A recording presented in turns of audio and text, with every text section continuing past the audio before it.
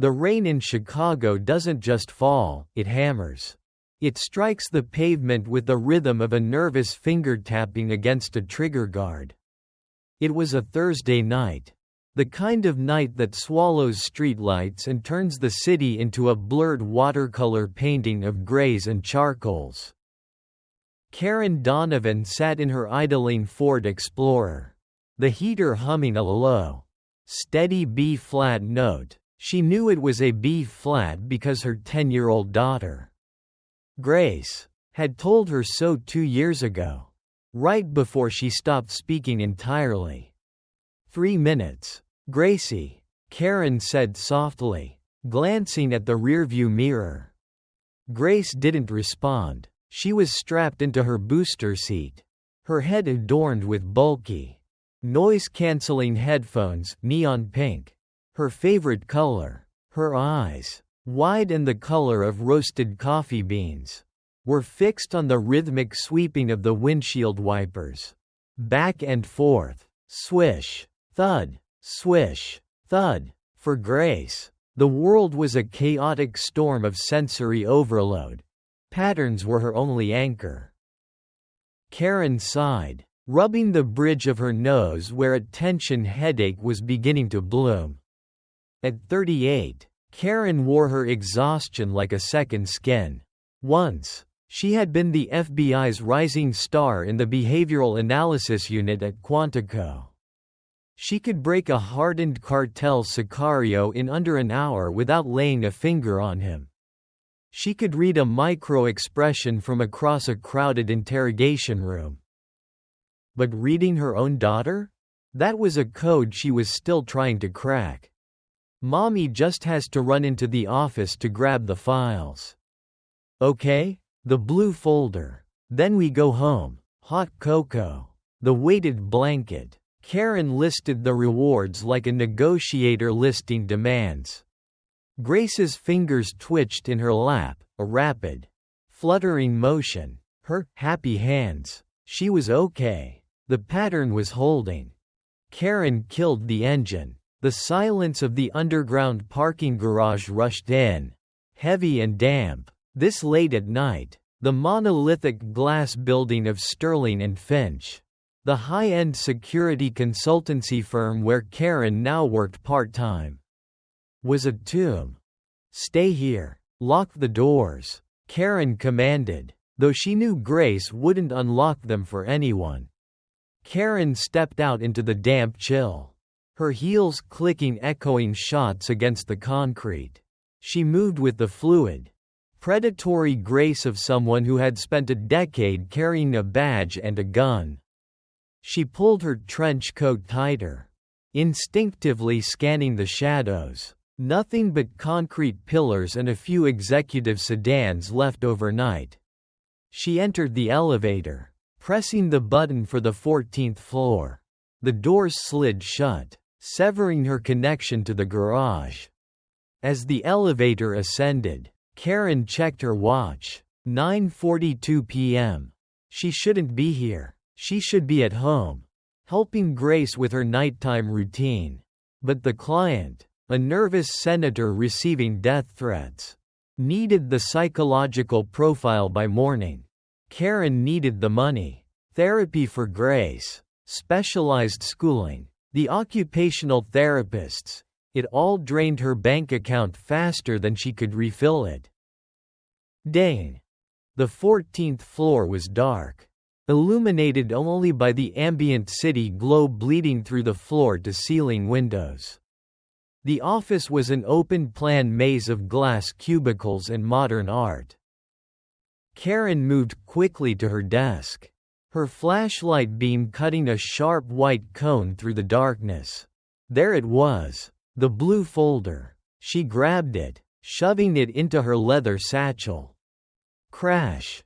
The sound came from the executive wing, down the long corridor to her left. Karen froze. Her heart rate didn't spike, it steadied. Training took over. The mom switch flipped off, the agent switch flipped on. It wasn't the sound of a janitor dropping a bucket. It was the sound of glass shattering under force. She killed her flashlight. Darkness was her ally now. She should leave. She should get back to the elevator, down to the car, and drive Grace far away. That was the logical, civilian response. But Karen Donovan hadn't been a civilian for very long. If there was a break-in, and she ran into them in the elevator lobby, she'd be trapped. She crouched low, moving silently across the carpeted floor, using the desks as cover. She needed to assess the threat. As she neared the corner office of the CEO, Robert Sterling, she heard voices. Low, urgent. Wasn't part of the deal. Sterling, a voice like grinding gravel. Please, I can fix it. Sterling's voice, high-pitched, trembling, the voice of a man whose ego had finally written a check his life couldn't cash. Karen peeked around the edge of a ficus plant. The CEO's office was backlit by the city skyline. Robert Sterling was on his knees, his silhouette stark against the window. Standing over him was a figure tall, dressed in a long coat, wearing a tactical balaclava, but it wasn't the gun in the man's hand that made Karen's blood run cold. It was the professionalism. The killer didn't shout. He didn't pace. He stood perfectly still, the suppressor-equipped pistol held at a relaxed low-ready position. This wasn't a robbery. This was a liquidation. The deal is closed, the gunman said. Phut-phut. 2 shots, barely louder than a staple gun. Sterling slumped forward, a dark marionette with its strings cut. Karen pulled back, her breath caught in her throat. She had seen death before. Too many times. But witnessing a hit in her own office building felt like a violation of sanctuary. She needed to move, now. She turned to retreat, planning to slip into the stairwell. And then, her heart stopped. Standing 10 feet away from her, in the middle of the dark hallway, was Grace. Karen's mind screamed in silent horror. Grace. She must have followed. She must have gotten scared when the pattern broke. When 5 minutes turned into 10, she had unlocked the car, navigated the lobby, and taken the elevator. She was smart, brilliantly. Terribly smart. Grace was standing there, her pink headphones around her neck, her wide eyes staring past Karen, directly into the CEO's office. Directly at the killer. Grace didn't scream. She didn't run. She stood frozen, her head tilted to the side. Processing. To anyone else, it looked like shock. To Karen, she knew Grace was cataloging. The lighting, the geometry of the body on the floor, the sound of the slide racking back on the pistol. The killer turned. He saw the little girl in the hallway. Time warped. It stretched and snapped like a rubber band. Karen didn't think. She launched herself from behind the desk. Not toward the killer, but toward her daughter. Grace. Karen screamed, the sound tearing through the silence. The killer raised the weapon. Karen tackled Grace, her body forming a human shield around the small girl as they crashed onto the industrial carpet. Phut. A bullet shredded the drywall inches above Karen's head, showering them in white dust. Run, Grace, run. Karen scrambled up, hauling Grace by the arm. But Grace was dead weight. She had gone rigid, a sensory lockdown. Her eyes were wide, unseeing, her mouth open in a silent wail. The disruption was too great. The loud noise, the violence, the break in routine, she was shutting down. Karen cursed, adrenaline flooding her veins with the potency of jet fuel. She scooped Grace up into her arms. She was heavy. Too heavy for this. But Karen would have carried a tank if it meant saving her child. She sprinted for the stairwell door. Phut, phut. Glass exploded to her right. A framed award on the wall shattered. Karen hit the crash bar on the fire exit with her shoulder, bursting into the concrete stairwell. She didn't stop to look back. She took the stairs 3 at a time, stumbling, sliding, Grace's limbs banging against the railing. "Hold on, baby, hold on," Karen panted, her voice a jagged whisper. Footsteps above them, heavy boots on concrete. The door slammed open. Ideally, he wouldn't chase them far. Professionals didn't like prolonged exposure. But witnesses? Witnesses were loose ends. Karen reached the parking level, her lungs burning. She burst through the door into the garage. Her car, the Ford, it was 50 yards away. "Hey," a voice echoed from the stairwell behind them. Karen didn't look. She fumbled for her keys as she ran, pressing the unlock button. The lights of the Ford flashed, a beacon of hope in the gloom. She threw the back door open, practically throwing Grace onto the floorboard. "Stay down." Karen dove into the driver's seat, jamming the key into the ignition. The engine roared to life. In the rearview mirror, she saw him. The silhouette emerged from the stairwell door. He raised the gun, calm, precise. Karen slammed the car into gear and floored it. The tires shrieked, burning rubber against the smooth concrete. She didn't drive away from him, she drove at him, forcing him to dive behind a concrete pillar. A bullet sparked off the hood of the car, a metallic clang that rang in her ears. Then they were past him, speeding up the ramp, the tires squealing as she took the corner too fast. The exit gate was closing. Security must have triggered a lockdown.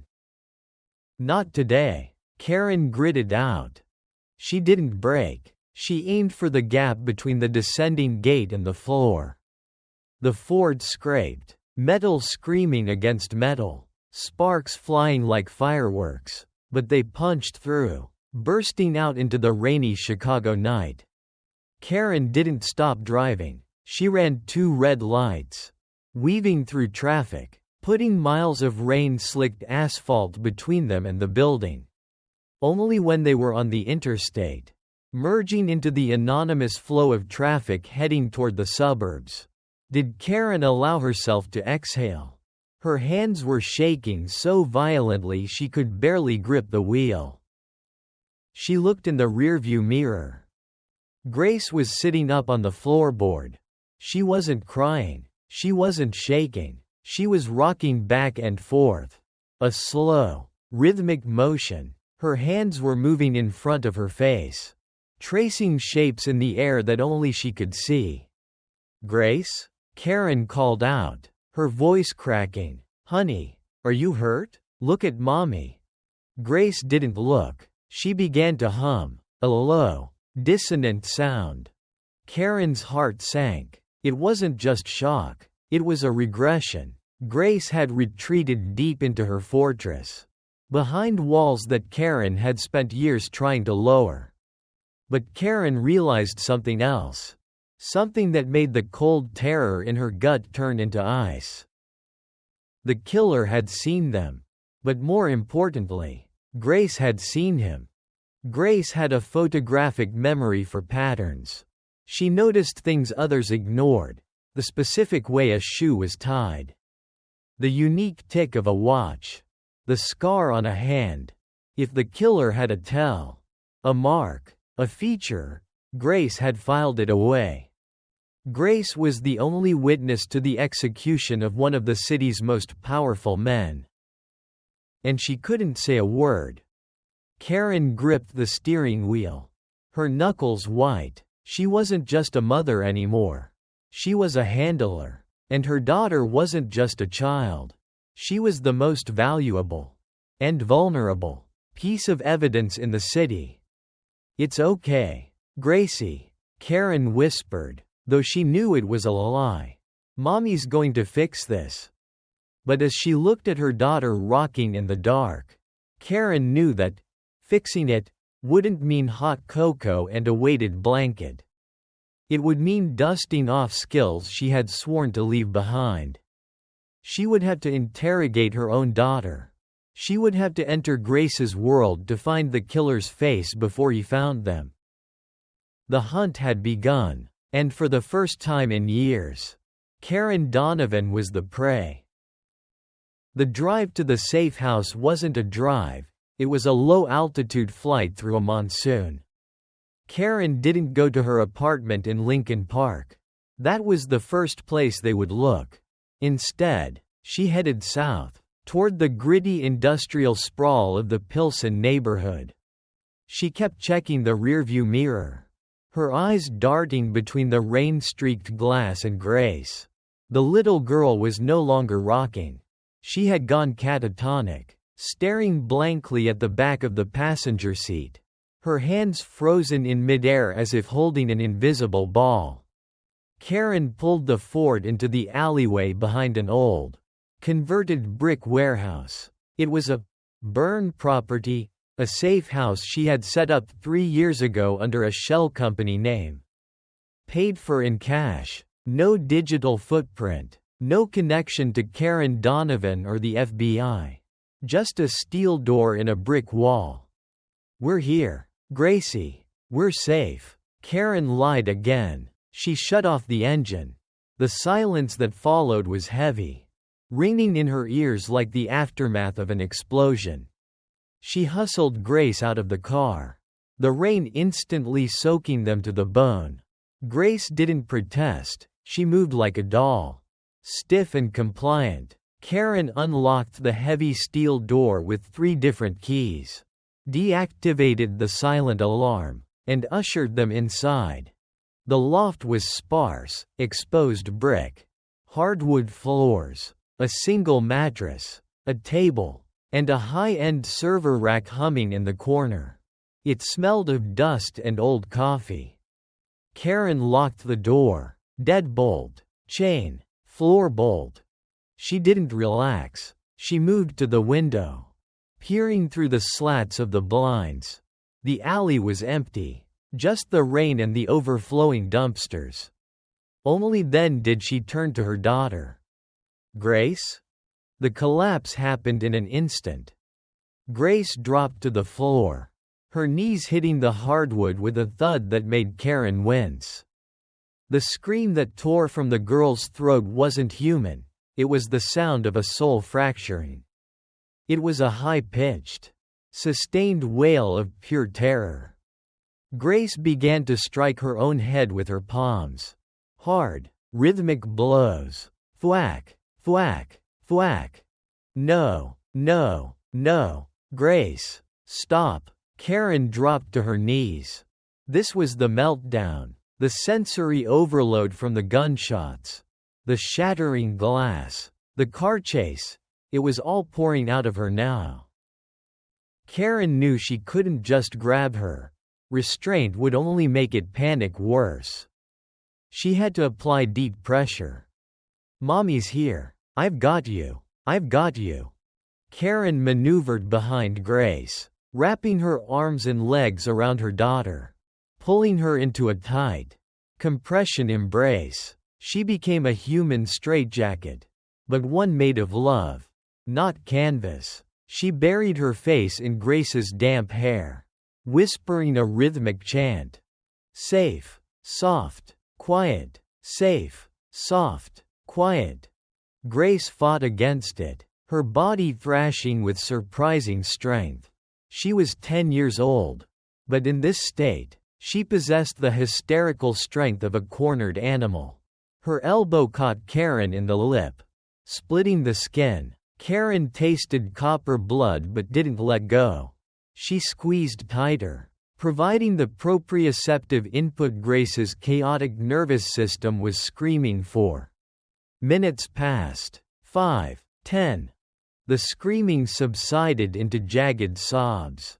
The thrashing turned into trembling. Finally, Grace went limp against Karen's chest. The storm had passed, leaving wreckage in its wake. Karen's arms ached, her lip throbbed, and her adrenaline was crashing, leaving her nauseous. But she didn't move. She held her daughter on the floor of the cold, dark warehouse, listening to the rain drum against the roof. "I'm sorry," Karen whispered into the darkness, tears finally stinging her own eyes. "I am so sorry, baby." She carried Grace to the mattress, covering her with a heavy wool blanket she pulled from a storage chest. Grace curled into a fetal ball, thumb in her mouth, eyes wide open but vacant. Now, Karen had to work. She moved to the kitchen area, poured a glass of tap water, and downed it. She washed the blood off her lip in the sink's reflection. The face staring back was pale, eyes hollowed out by stress. It was the face of Agent Donovan again. She opened her satchel and pulled out the blue folder. It was thin, disappointingly thin. She opened it on the wooden table. Inside, there were no documents, no incriminating photos. Just a single, encrypted USB drive and a piece of paper with a sequence of numbers. Coordinates? A bank account? She set it aside. The files were the why. But right now she needed the who. Sterling was dead. The police would be all over the office by now. Karen pulled a burner phone from a hidden compartment under the floorboards. She dialed a number that didn't exist in any phone book. A direct line to a police scanner relay she had hacked into years ago. Static hissed, then voices. "Dispatch. We have a 10-to-1 confirmed at Sterling and Finch. Male victim. Single GSW to the head. No sign of forced entry." No forced entry? Karen frowned. The killer had shattered the glass door. Unless the killer had cleaned up. Or unless the cops were lying. "Security feeds are down. Witness reports are negative. We have a clean scene. Lieutenant." Karen's grip on the phone tightened. Clean scene? There was glass everywhere. There were bullet holes in the wall where he had shot at her and Grace. If the police were calling it a clean scene minutes after arrival, it meant the fix was already in. The killer wasn't just a hitman, he was protected. If Karen called 911 now, she wouldn't be rescued, she'd be delivered. She hung up. They were on their own. She looked back at the mattress. Grace was sitting up. Karen approached slowly, crouching down so she was at eye level. This was the most delicate interrogation of her life. She couldn't ask direct questions. "What did you see?" was too abstract for Grace. She needed to speak Grace's language. Karen reached into her bag and pulled out a sketchbook and a set of charcoal pencils. Grace never went anywhere without them. "Grace," Karen said softly. She placed the paper on the floor. "The bad man. The loud noise." Grace flinched at the words. Karen picked up a pencil. She drew a crude stick figure. Then she drew a shattered window. "The pattern," Karen said, using the keyword. Grace understood the world through patterns. Chaos was the enemy, patterns were the truth. The bad man broke the pattern. "Did you see his pattern?" Grace looked at the paper. For a long moment, she did nothing. Then, her hand shot out, snatching the charcoal pencil. She didn't draw a face. Grace never drew faces. She found eyes too intense, too overwhelming. Instead, she began to draw lines. Sharp, aggressive strokes. The sound of the charcoal scratching against the paper was the only noise in the room. Scritch, scratch, scritch. Karen watched, holding her breath. Grace was drawing a hand. A right hand. The anatomy was perfect. Grace's artistic ability was savant level. She captured the tension in the tendons. The grip on the pistol, which she drew as a black geometric block. But then, Grace focused on the wrist. She pressed down hard with the pencil, darkening a specific spot just above the watch line. It was a symbol. Karen leaned in, squinting. It wasn't a standard tattoo. It looked like a brand. A circle with a jagged line running through it, intersected by a triangle.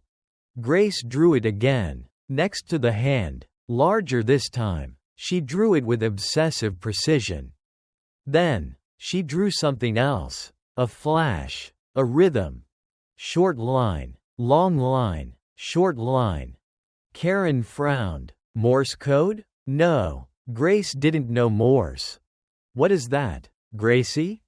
Grace didn't answer. She just tapped the paper. Tap, tap, tap, tap, tap. It was a sound. Grace was drawing a sound she had heard. Karen closed her eyes, replaying the scene in the office. The gunshots were suppressed. Fut fut. But before that? Click. The killer had racked the slide? No, he carried around in the chamber. Karen looked at the drawing of the hand again.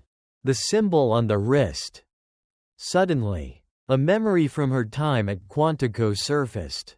Not a gang sign, not a cartel mark. Military. Black Ops. The unit patches that didn't officially exist. The ghost squads that operated in the gray zones of foreign wars.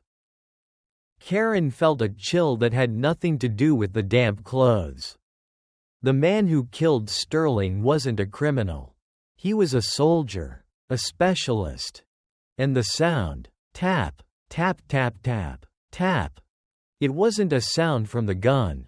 It was the man himself. A tic, a nervous habit? No, these guys didn't have nervous habits. It was a communication. Karen's eyes widened. He was wearing an earpiece. She whispered to herself. He was signaling. He wasn't alone. Beats. The sound of the burner phone vibrating on the wooden floor made Karen jump. She spun around, gun drawn in a split second, aiming at the phone as if it were a grenade. She stared at it. No one had this number. She had only activated it 10 minutes ago. She picked it up. The screen displayed, "Unknown caller." She shouldn't answer. She should crush the phone and run. But if they had the number, they had the location triangulation. Running might already be useless. She needed intel. She pressed the answer button but said nothing. She just listened. Silence on the other end. Then, a voice. It was digitally altered, distorted into a low, metallic growl, but the cadence was calm. Terrifyingly calm. "You have something that doesn't belong to you. Agent Donovan." Karen's heart hammered against her ribs. They knew who she was. "I don't know who this is," Karen said, her voice steady, devoid of fear. "We have the car," the voice said. "We found the Ford in the alley. Nice trick with the warehouse. But you're burning daylight." Karen looked at the heavy steel door. It was locked, but against a team like this? It was cardboard. "If you come through that door," Karen said, "the contents of the blue folder go to the New York Times, the FBI, and every news outlet in the country. I have a dead man's switch." It was a bluff. She hadn't even cracked the encryption on the USB drive yet. A pause. A dry, humorless chuckle from the phone. "You're lying, Karen. You haven't opened it yet. You don't have the key. And you don't have time. Try me. Look out the window." Karen froze. She slowly moved to the window, peering through the blinds again. Down in the alley, the rain was still falling. But now, standing under the lone, flickering street lamp, was a figure. He was wearing a long coat. He was looking up, directly at her window. He raised his right hand. Even from this distance, Karen could see the way he held himself. He raised his hand and tapped his wrist. Tap, tap, tap, tap, tap. You have 5 minutes to send the girl out with the drive. The voice on the phone said, or we burn the building down with you inside. The line went dead. Karen dropped the phone. She looked at the door.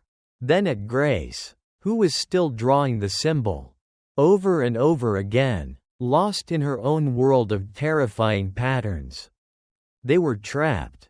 Karen grabbed her 9mm pistol and checked the magazine. 15 rounds. Grace, Karen said, her voice changing. The mother was gone. The wolf was here. Put your shoes on. We're playing the quiet game again. Run? Grace asked, looking up for the first time. Her voice small and trembling. No, Karen said, racking the slide of her gun. We're going to hunt. 4 minutes. That was the currency of Karen Donovan's life now. Not dollars, not favors, but 240 seconds. Karen moved with a cold, terrifying efficiency. Panic was a luxury for civilians, for an agent. Panic was death. She grabbed a heavy duffel bag from under the bed.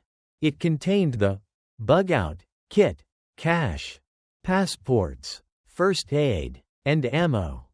She turned to Grace. The girl was still sitting on the mattress, tracing the jagged lines of the symbol she had drawn.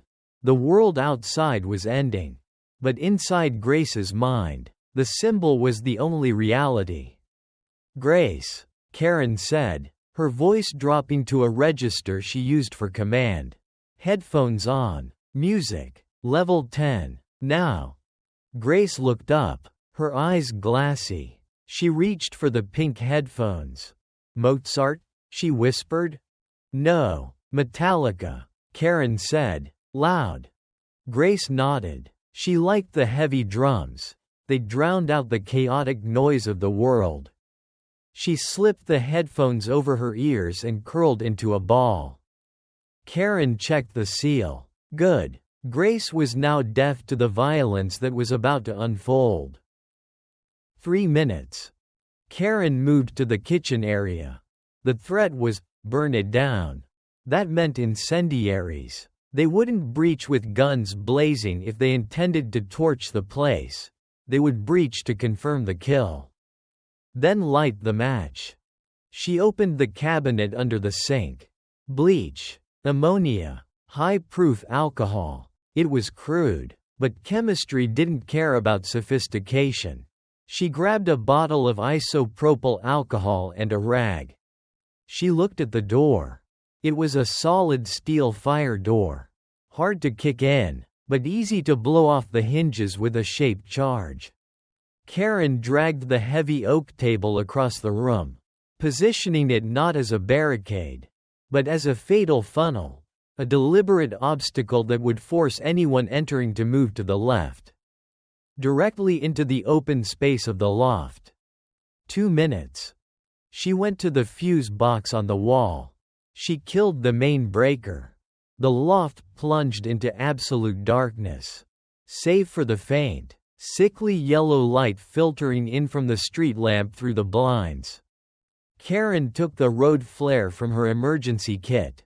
She didn't light it. She taped it to the side of the doorframe, right at eye level, stripping the cap so the striker was exposed. She tied a length of fishing line to the striker cap and anchored the other end to the door handle. It was a poor man's flashbang. When the door opened, the line would pull. The flare would ignite, not with an explosion, but with a blinding, searing white light of 30.000 candle power. If the attackers were using night vision goggles, NVGs, and professionals always used NVGs in the dark, the sudden flare would be like staring into the sun. It would blind them for 10 crucial seconds. 1 minute. Karen moved back to Grace. She holstered her weapon and picked her daughter up.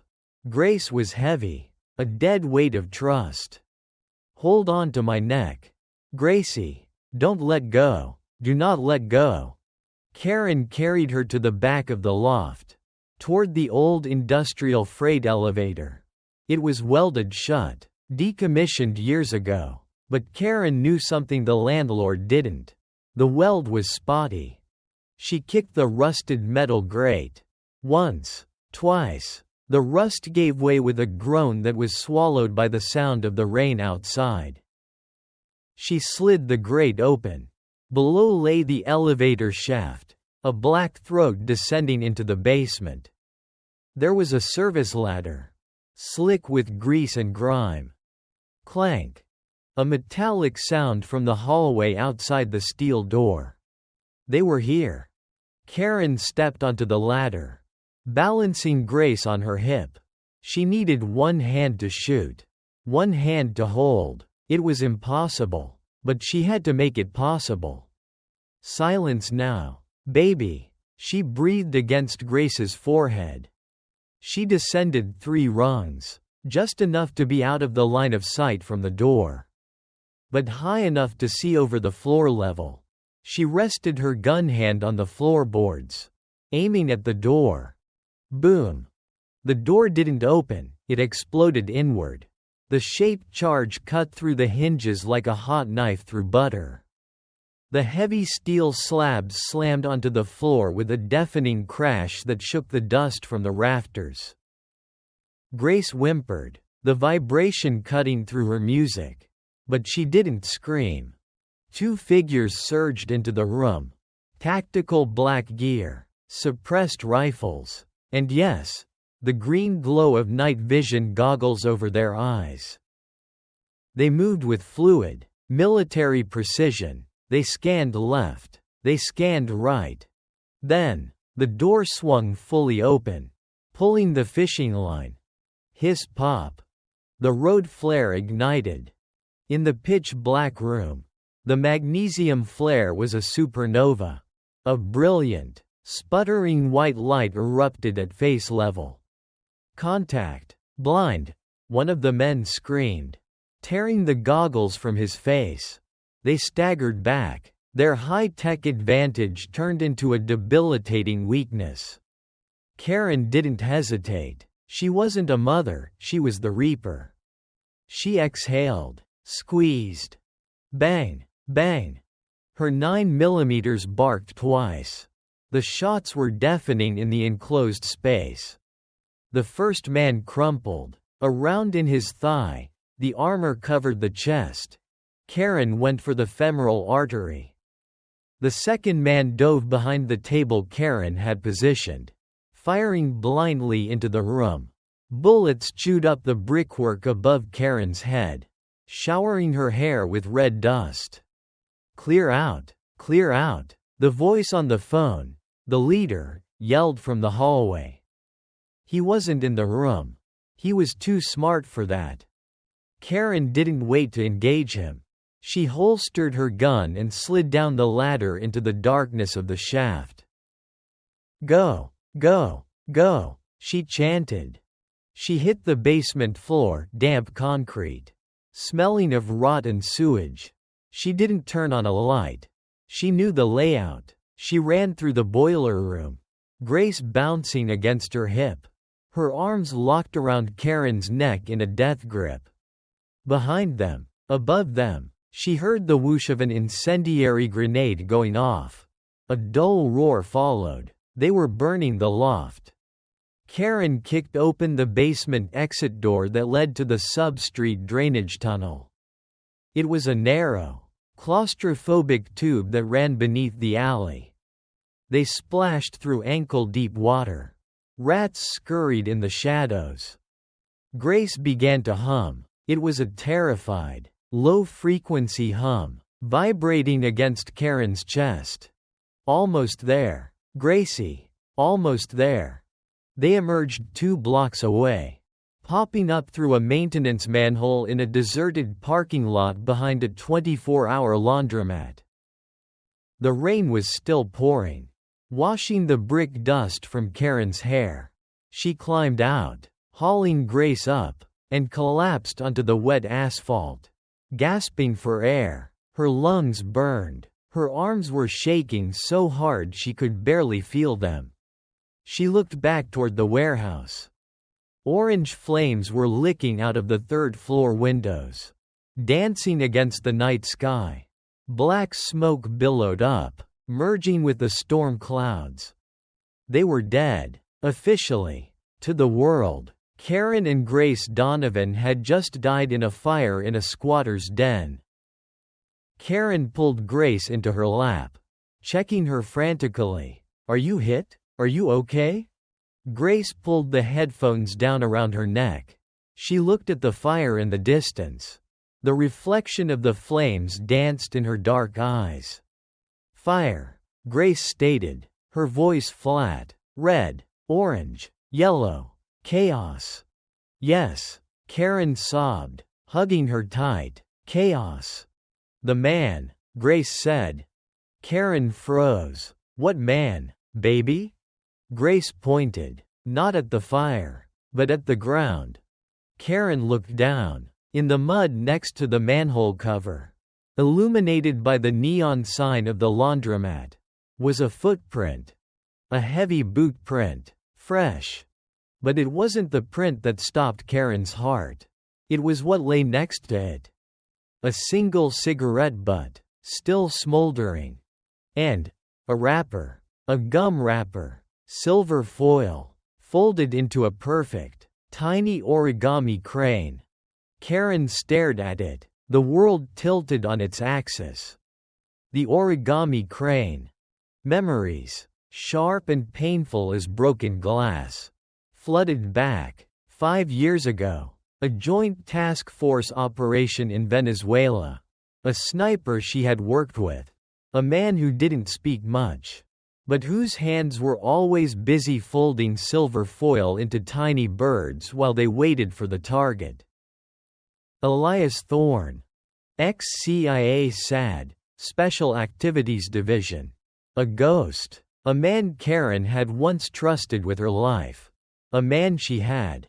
No, it couldn't be. Elias was dead. He died in a helicopter crash in the Andes 3 years ago. She had gone to his funeral. She had seen the closed casket. Karen picked up the tiny silver crane with trembling fingers.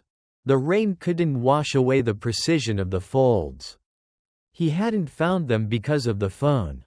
He hadn't found them because of the car. He had found them because he knew her. He knew her safe houses. He knew her tactics. He knew her.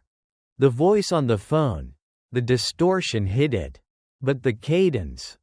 "You're burning daylight, Karen."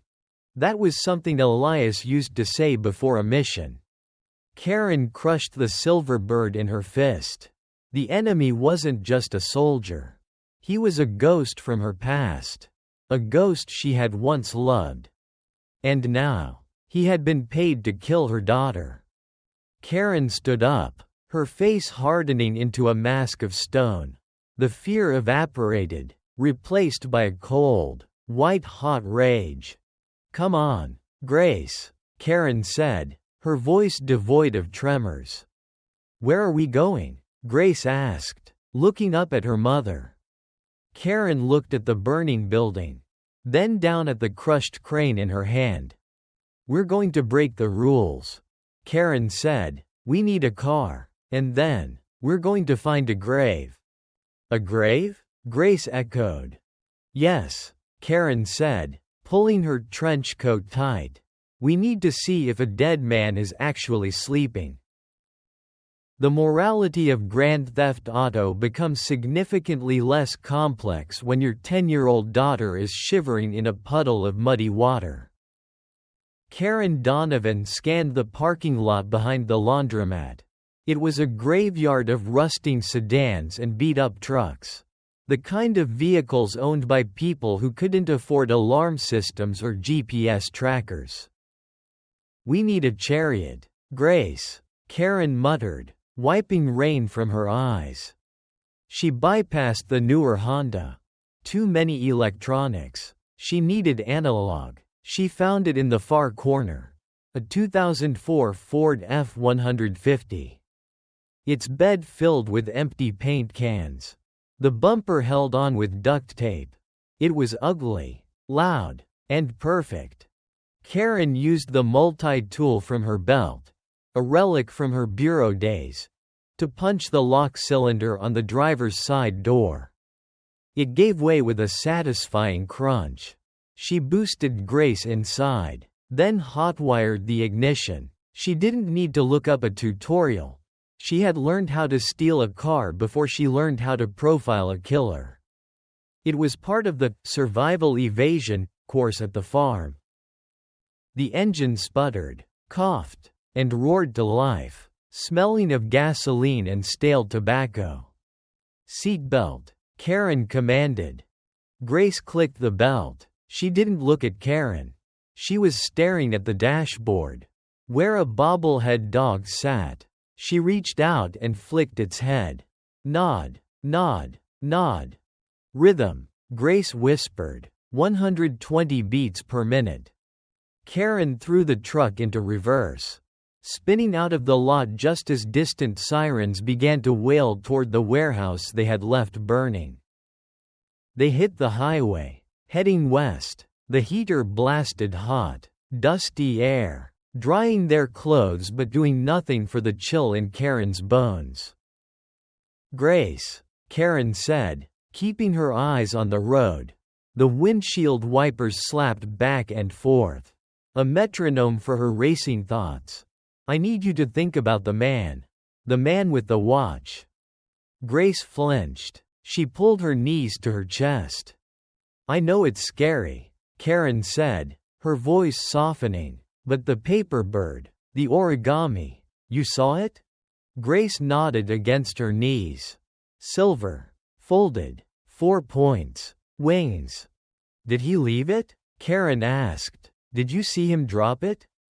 Grace closed her eyes. "He placed it." Karen's grip on the steering wheel tightened until her knuckles turned white. "Placed it, not dropped, not lost, placed."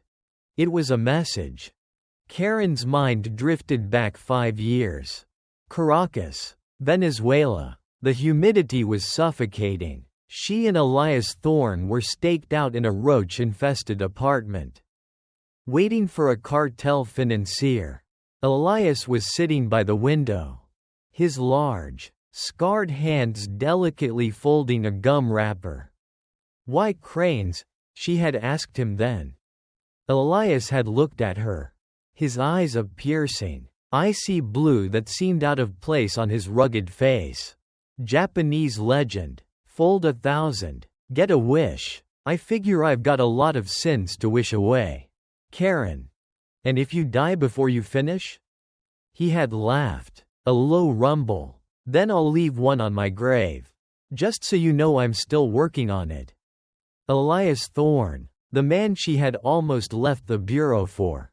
The man who had taught her that sometimes the law is just a suggestion, but justice is absolute. And then, the helicopter crash in the Andes. The closed casket. The folded flag handed to a sister she didn't know he had. Karen slammed her hand against the steering wheel. "He's alive," she hissed. "The son of a bitch is alive." "Bad word," Grace murmured automatically. "Sorry, baby. Very bad word." Karen took the exit for Oak Ridge. They weren't going to a police station. They weren't going to a motel. They were going to the one place Elias would expect her to go if she figured it out. Resurrection Cemetery. It was a massive, Gothic sprawl of tombstones and weeping willows on the outskirts of the city.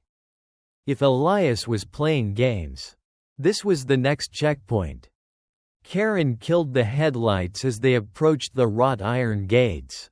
The truck rolled to a stop on the gravel shoulder. "Grace, listen to me." Karen turned to her daughter. "I have to go inside. Just for a minute."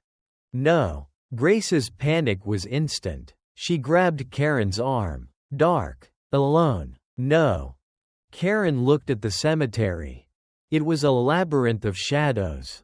Taking Grace in there was dangerous. Leaving her here was dangerous. There were no good choices. Only less terrible ones. Okay, you come with me. But we play the shadow game. Silent feet. No humming. Can you do that? Grace considered this. Ninja mode? Yes. Ninja mode. They slipped out of the truck. The rain had slowed to a drizzle, creating a mist that hung low over the graves. Karen held Grace's hand, guiding her through the wet grass. They moved toward the Thorne family plot. Karen remembered the location from the funeral. Section 8, Row C. The tombstones loomed like broken teeth in the darkness. Karen drew her weapon. She cleared every corner, every tree trunk. The tactical side of her brain was calculating angles of fire, escape routes. The emotional side was screaming. They reached the grave. It was a modest gray stone. Elias James Thorne, 1980 to 2021. Rest in peace. The ground in front of it was undisturbed. No fresh digging, just wet sod and a few wilted flowers left by strangers. Karen stared at the stone. If he was alive, who was in the box? Or was it empty? Mommy. Grace tugged on her hand. Shush. Mommy. Look. Grace pointed, not at the grave, but at the headstone itself. Karen stepped closer, squinting in the gloom. On top of the headstone, sitting perfectly balanced on the wet granite, was something small and silver. Another origami crane. Karen felt the breath leave her lungs. It was dry. It was dry. It had been raining for 6 hours. If this crane had been here all night, it would be a soggy lump of pulp. He's here, Karen whispered, spinning around, raising her gun. Grace, get behind me. She swept the muzzle of the gun across the darkness. The weeping willows swayed. The shadows stretched. Show yourself. Elias, she screamed into the night. Come out and finish it. Silence. Only the wind in the trees. Then, a sound. Not a footstep. Not a gunshot. A phone ringing. It was coming from the grave. Karen looked down. The sound was muffled. Coming from the earth. No. Not the earth. There was a hollow sound. She knelt down, holstering her weapon. She felt around the base of the headstone. There was a loose panel in the stone skirting. A hidden compartment. It was an old spy trick, a dead drop, built into a memorial. She pried the stone loose. Inside was a waterproof pelican case. The ringing was coming from inside the case. Karen snapped the latches open. Inside, resting on black foam, was a sleek, burner smartphone. The screen was glowing. The caller ID said, Ghost. Karen grabbed the phone. Her hand shook, not from fear, but from the electric shock of betrayal. She swiped answer. You have 3 seconds to tell me why I shouldn't burn this cemetery to the ground. Hello, Karen. The voice was clear this time. No distortion. It was him. That gravel and honey voice she had listened to for hours on stakeouts. You look good. A little tired, but good. Karen spun in a circle, searching for a sniper scope glint. A figure. Anything. Where are you? Close enough to see you. Far enough to keep you alive. Alive? You tried to kill us in the office. You burned the safe house. I missed in the office on purpose. Karen, I'm a Tier 1 operator. If I wanted you dead, you wouldn't have heard the shot.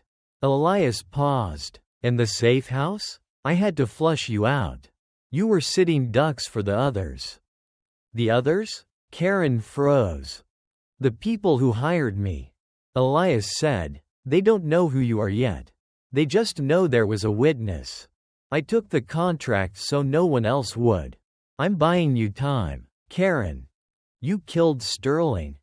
Sterling was selling state secrets. He was a traitor. That was a sanctioned hit. But Grace wasn't part of the plan. His voice tightened. Does she remember my face? Karen looked down at Grace, who was crouched by the headstone, examining the dry origami crane with fascination. She remembers everything. Elias. She has a photographic memory for patterns. She has you. A long silence on the line. Then she's a target for the entire syndicate. Elias said, and I can't protect you if you keep running blindly. You need to come to me. Go to hell. Karen spat. I'm not bringing my daughter to a killer. You don't have a choice. Elias said, check your pocket. Karen frowned. What? Your coat pocket. The left one. Karen reached into her trench coat. Her fingers brushed against something hard and cold. She pulled it out. It was a chess piece. A black queen. Karen gasped. She hadn't felt anyone touch her. When? How? At the warehouse. Elias said softly. When you ran to the car. I was behind the pillar. I could have put a bullet in your spine.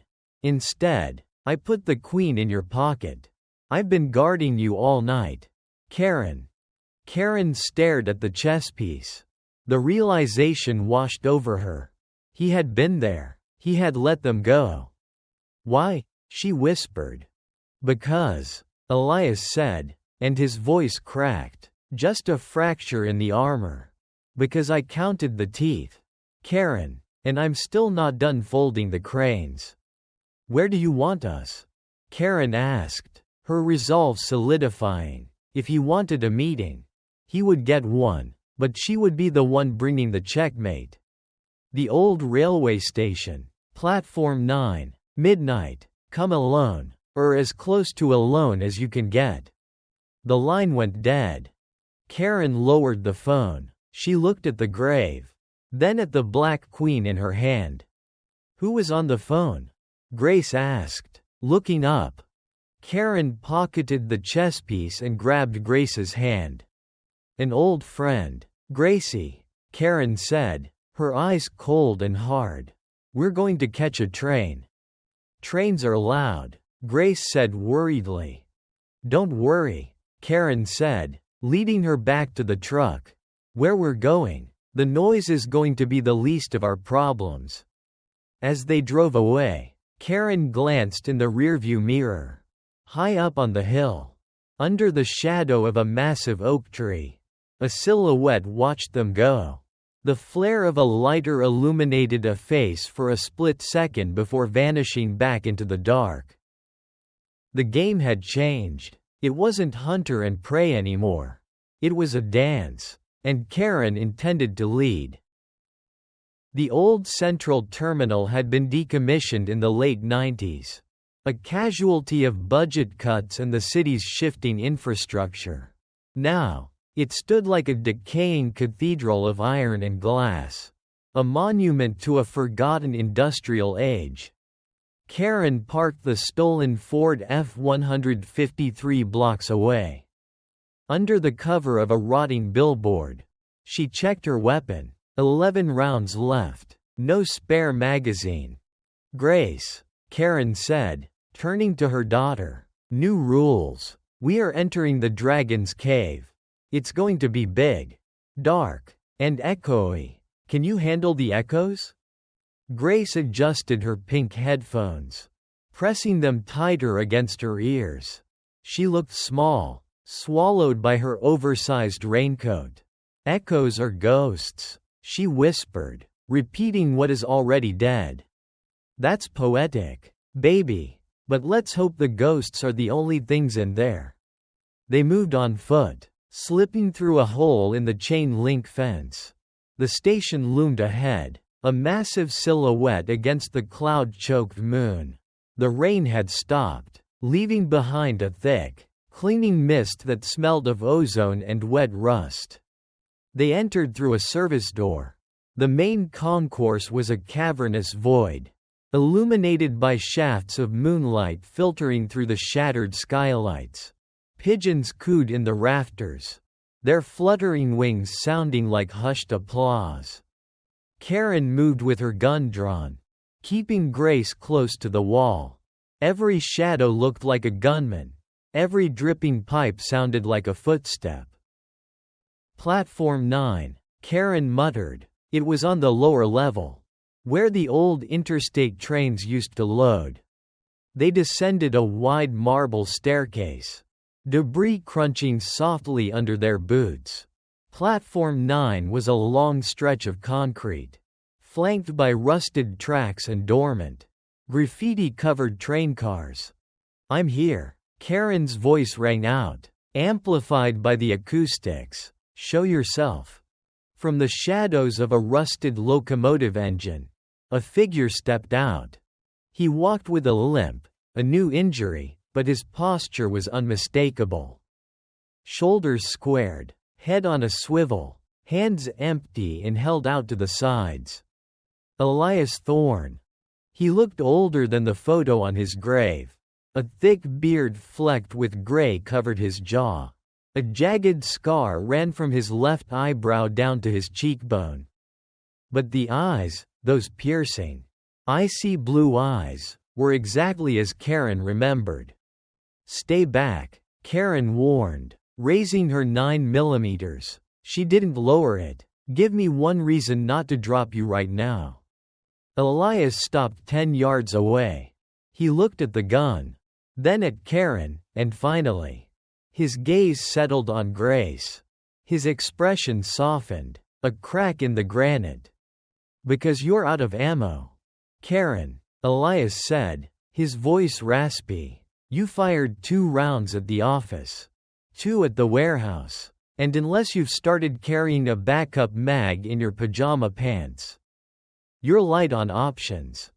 Karen gritted her teeth. He was counting. Of course he was counting. "I can still put one between your eyes," she countered. "I know." Elias nodded slowly. "And I deserve it, but not before you hear me out. You took a contract on my daughter." "I took the contract to intercept it," Elias said, taking a slow step forward. "The syndicate, the people Sterling was working for, they don't hire locals. They hire cleaners. If I hadn't taken the job, a team of 3 Russians would have put a gas canister through your window while you slept. You'd be dead, Karen, both of you. Why fake your death? Why leave me?" The words slipped out before Karen could stop them. The professional veneer cracked, revealing the wounded woman underneath. Elias looked away, staring down the dark tracks. "Because the last mission, I brought something back with me. Intel. Names. If I had come home to you, they would have used you to get to me. I had to become a ghost to keep you safe." He looked back at her. "I failed. They found you anyway." Karen's finger hovered over the trigger. She wanted to believe him. Every cell in her body wanted to believe him. But trust was a liability. Suddenly, Grace stepped out from behind Karen's legs. "Grace, get back," Karen hissed. Grace walked toward Elias. She didn't look at his face. She looked at his hands. "The Birdman," Grace said. Elias froze. He looked down at the little girl. "Hello, Grace." Grace pointed at his wrist. "Your watch. It ticks. Tick-tock tick. But your heart, it skips."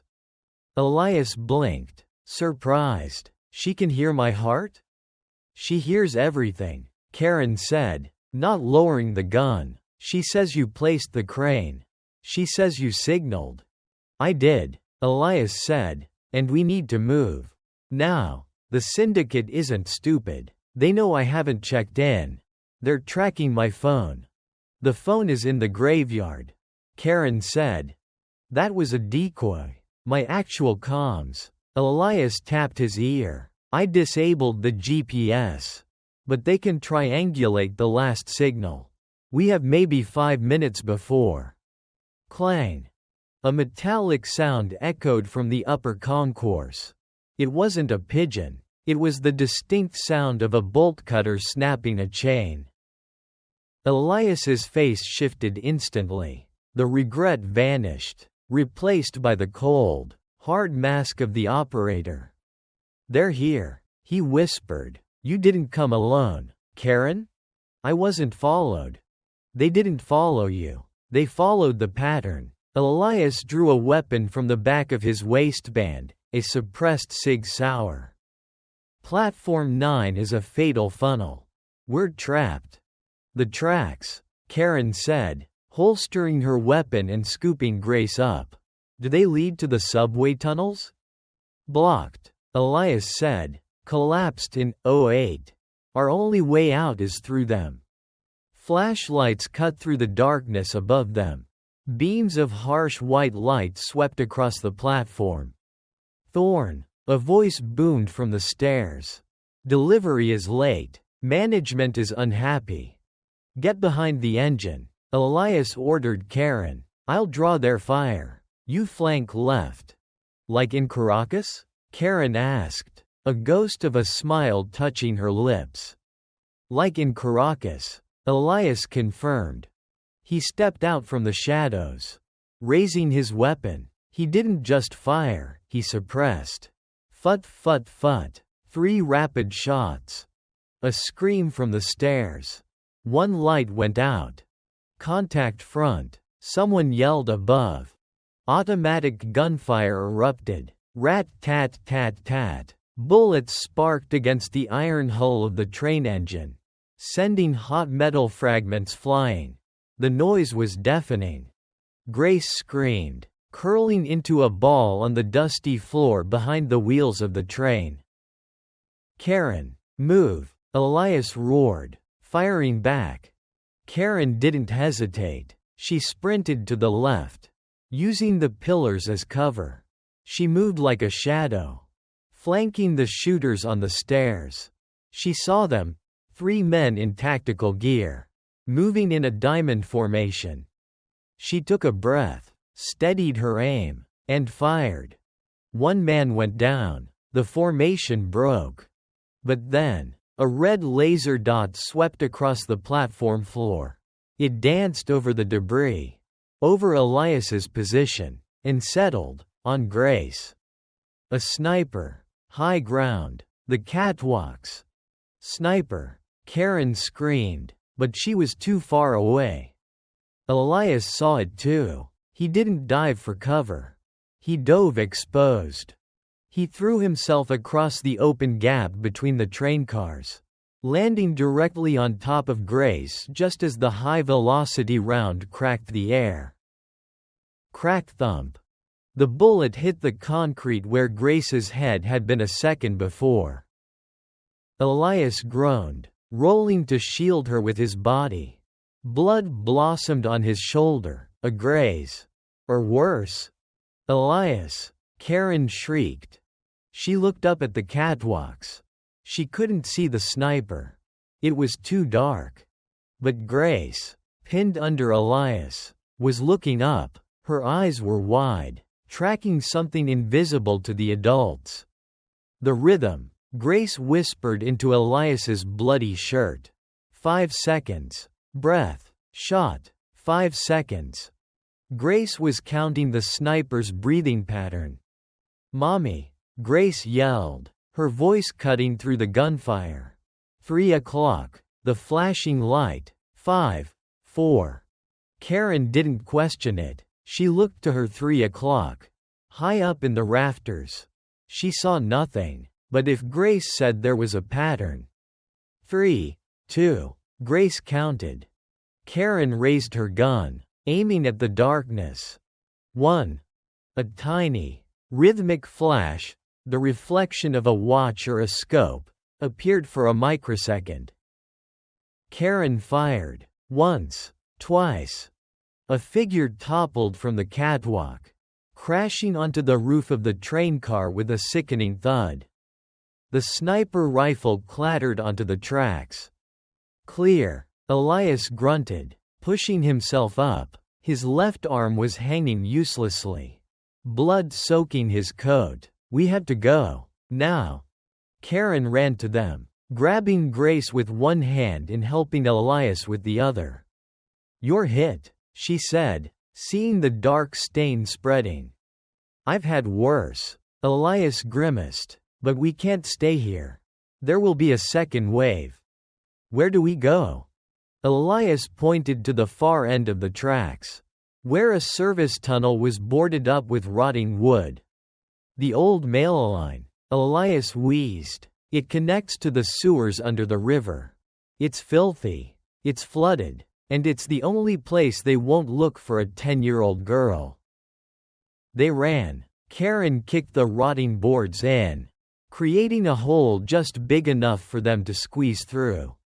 They tumbled into the darkness of the tunnel, the sound of boots and angry voices echoing behind them on the platform. Karen pulled a heavy metal grate across the opening, jamming it with a rusted pipe. It wouldn't hold them forever, but it would hold them long enough. She turned on her flashlight. The tunnel was damp, dripping with slime. Elias slid down the wall, clutching his shoulder. His face was pale, sweat beading on his forehead. You came back, Karen said softly, kneeling beside him to check the wound. It was through and through. Messy, but not fatal if they stopped the bleeding. I never left, Karen, Elias whispered, closing his eyes. I was just waiting for the right pattern. Grace stood over them. She reached out and touched the blood on Elias's hand. She didn't recoil. She rubbed it between her fingers, examining the viscosity, the color. Red, Grace said. Life. Then, she looked at Karen. He saved the pattern. Mommy. He broke the line to save the circle. Karen looked at her daughter. Then at the man who had just taken a bullet for her. Yes, baby, Karen said, tearing a strip from her shirt to bind Elias's wound. He did. Karen tightened the bandage, making Elias hiss in pain. She leaned in close to his ear. You die on me, Thorn, and I'll kill you myself, she whispered. Elias managed a weak, bloody grin. Good to have you back, Agent Donovan. Karen stood up, reloading her weapon with the magazine she had taken off the dead mercenary on the stairs. She had swiped it in the chaos. A perfect fit. Let's move, Karen commanded. We have a river to cross. The tunnel was a throat of concrete and slime, swallowing them whole. To Karen Donovan, it was a tactical necessity, a Class 4 hazardous environment that offered concealment but posed risks of infection and hypothermia. To Elias Thorn, it was just another path through the dirt, one he was navigating with a bullet hole in his shoulder and vision that was starting to blur at the edges. But to Grace, the tunnel was a kaleidoscope of horrors. Every drop of water falling from the cracked ceiling sounded like a hammer strike against an anvil. Drip, clang, drip, clang. The smell, a cocktail of stagnant water, rust, and sewage, didn't just assault her nose. It tasted like copper on her tongue. The darkness wasn't empty, it was heavy, pressing against her skin like a weighted blanket made of lead. I can't. Grace whimpered, stopping dead in the muck. She pressed her hands over her ears. Her eyes squeezed shut. Too loud. Too wet. The pattern is broken. Everything is broken. Karen stopped, turning back. The flashlight beam danced wildly. She saw her daughter trembling, on the verge of a total shutdown. If Grace froze here, they would have to carry her. And with Elias losing blood, Karen couldn't carry both of them. Grace, Karen said, trying to keep the panic out of her voice. "Look at me." Grace shook her head violently. "No patterns. Only chaos." Elias stumbled, leaning heavily against the curved wall of the tunnel. His breathing was ragged, wet. He looked at Grace, then at Karen. Give her the rhythm." Elias wheezed. "What?" Karen asked, supporting his weight. "The march." Elias gritted out. "Force recon. Use the cadence. She likes structure? Give her structure." Karen understood. She grabbed Grace's hand, squeezing it in a steady pulse. Left. Karen stomped her foot in the water. Splash. Left. She stomped again. Splash. Left. Right. Left. Left. Right. Left. Grace whispered, opening her eyes. She watched the splashes. "Sound off," Karen commanded, channeling her drill instructor voice. 1, 2, 3, 4. Grace responded, her voice shaky but latching onto the beat. "We act like we belong here," Karen chanted, marching forward. 1, 2, 3, 4. Grace marched. They moved like a bizarre parade through the underworld. Splash, splash, splash. The rhythm drowned out the random dripping. The structure defeated the chaos. Karen led the way, practically dragging the two people she loved most in the world. One broken by her mind, the other broken by a bullet. They walked for what felt like miles. The air grew colder, smelling of lake water and diesel. Finally, the tunnel widened. A rusted grate barred the exit, but the lock had long since rotted away. Karen kicked it open, and they stumbled out into the night air. They were under the pylons of the Kinzie Street Bridge. The Chicago River churned black and oily a few feet away. Above them, the city continued to sleep, unaware of the blood being spilled in its gutters. "Where now?" Karen asked, scanning the area. It was an industrial wasteland of service roads and locked fences. "The shipyard." Elias pointed to a dilapidated structure 50 yards down the riverbank. It was an old boat repair shed, half sunk into the mud, with a faded sign that read O'Malley's Marine. "Old safe house. The owner owes me a kidney." "You gave him a kidney?" Grace asked, her literal mind engaging. "I let him keep his." Elias mumbled, his knees buckling. Karen caught him before he hit the ground. "Stay with me, soldier. We're almost there." They reached the shed. The door was locked, but Elias produced a key from a hidden magnetic box under the window sill. His hands were shaking so bad he couldn't fit it in the lock. Karen took it, opened the door, and ushered them inside. The interior smelled of sawdust, varnish, and oil, a clean, sharp smell that made Grace sigh in relief. It was dry. There was a workbench, a dusty cot in the corner, and a first aid station mounted on the wall. Karen guided Elias to the workbench, clearing off the tools with a sweep of her arm. "Up, now." Elias groaned as he hauled himself onto the table. His coat was soaked in blood.